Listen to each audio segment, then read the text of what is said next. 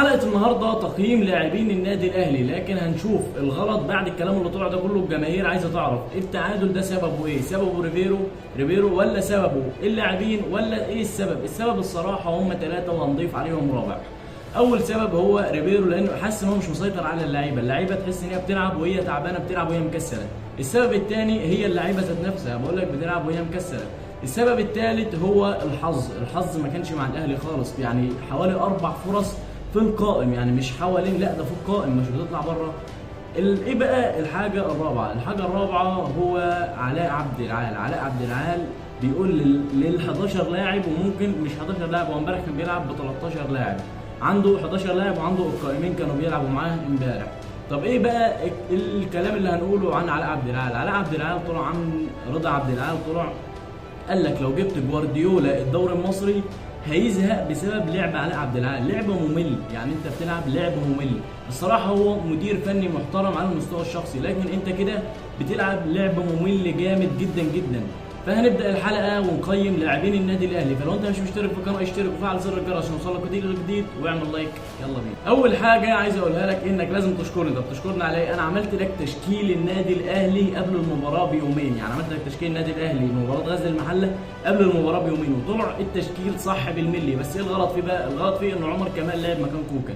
بس لما عمر كمال لعب مكان كوكا، كل اي حد استمع الماتش شاف ان كوكا احق ان هو كان يلعب بدل عمر كمال.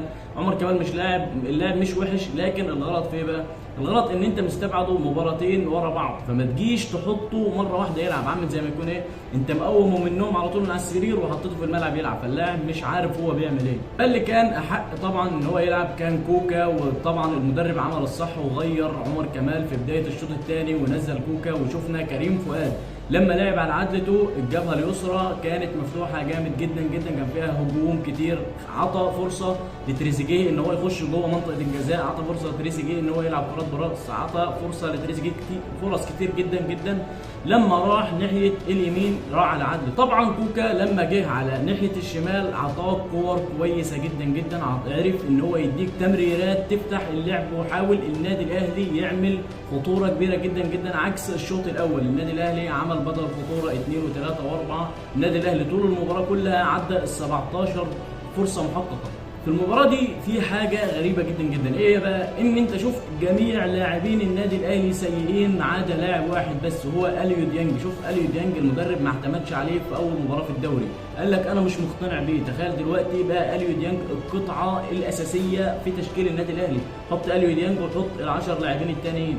بصينا على الشناوي، طبعا الشناوي الشاط عليه كورتين 2 بس، لكن كورتين كانوا غفله من الدفاع، كانوا ممكن يخشوا وينهوا المباراه لصالح نادي غزل المحله. ثالث لاعب وهو زيزو تحس انه كان بيلعب بمزاجه، يعني بيخش يشوط بمزاجه، يباصي بمزاجه، زي ما تيجي معاه بتيجي، تحس ان مفيش حاجه تقييم، او المدير الفني ما كانش بيديه تعليمات ان هو يعملها في المباراه، فتحس ان هو كان بيلعب بمزاجه. محمد علي بن رمضان طبعا عمل اسوأ مباراه ليه مع النادي الاهلي، لكن ايه بقى السبب؟ السبب ان علاء عبد العال كان عاطيله 2 لاعبين، قال لهم دول انتوا امسكوا محمد علي بن رمضان، ما تعملوش حاجه ثاني في الملعب، انتوا الاثنين امسكوا محمد علي بن رمضان. فدي طبعا كانت مضايقه محمد علي بن رمضان. شفت الفاولات اللي كانت بتحصل معاه، هو برده كان بيعمل فاولات لان الاثنين ماسكينه ومش عارف يتحرك بالكوره. طبعا هنروح للاعب اللي بعد كده وهو جريديشار ما ينفعش ما يصلحش اصلا ان هو يلعب مهاجم. ليه بقى؟ مش لاعب وحش، لكن مركزه ما كانش بيلعب في النادي اللي هو قبل ما يجي النادي الاهلي، ما كانش بيلعب مهاجم صريح، كان بيلعب مهاجم وهمي، اللي هو كان يلعب تحت المهاجم يدي تمريرات، كان يلعب جناح يدي كور بالوش الرجل، كان يلعب هنا كان يلعب هنا. شفناه مع كولر كان بيلعبه على الاطرف، كان بيدي كور جامده جدا، يدي عرضيات لوسام ابو علي.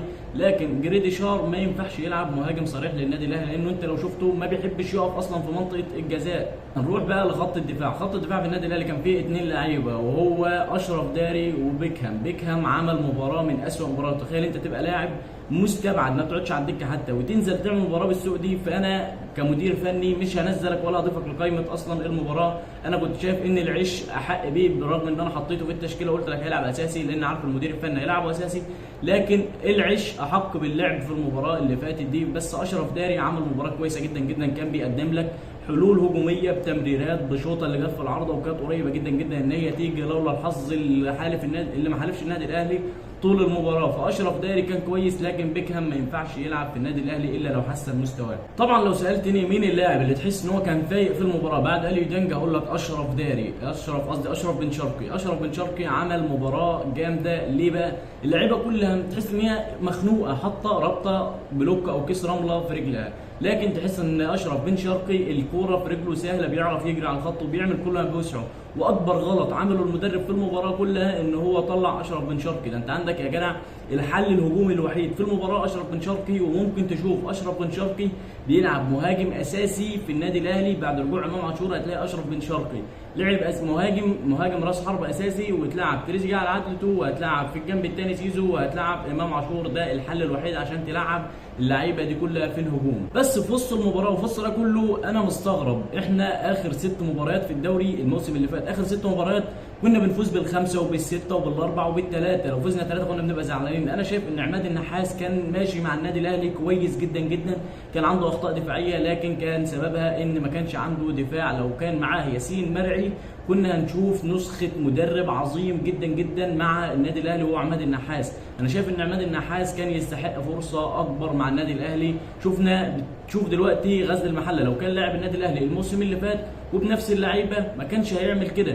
كنت هتلاقي النادي الاهلي سجل هدف واثنين وثلاثه واربعه وخمسه، لكن دلوقتي النادي الاهلي مش قادر يسجل هدف واحد في غزل المحله. عماد النحاس كان بيلعب لعب مفتوح، تحس ان اللعيبه كانت خايفه، تحس ان هو كان بيدي تعليمات صارمه، كان بيبقى فيه تيكي تاكا في كل كوره. لكن حاليا انا شايف ان المدرب خوسيه ريفيرو مش عامل اي تكتيك مع النادي الاهلي، كله عمال يقول لك اصبر اصبر، لكن هنصبر فعلا لحد بعد مباراه بيراميدز وهنقيمه بعد مباراه بيراميدز. وفي حاجه جامده جدا في مباراه بيراميدز هقولها لك بكره في حلقه بكره، ان هو هعمل لك حلقه بكره عن تشكيل النادي الاهلي امام بيراميدز. هيكون الحلقه قبل المباراه بيومين، وفي 3 مفاجات، مش مفاجاه واحده، في 3 مفاجات في حلقه بكره. وبكده تكون خلصت الحلقه. فلو انت مش مشترك في القناه اشترك واعمل لايك. السلام عليكم.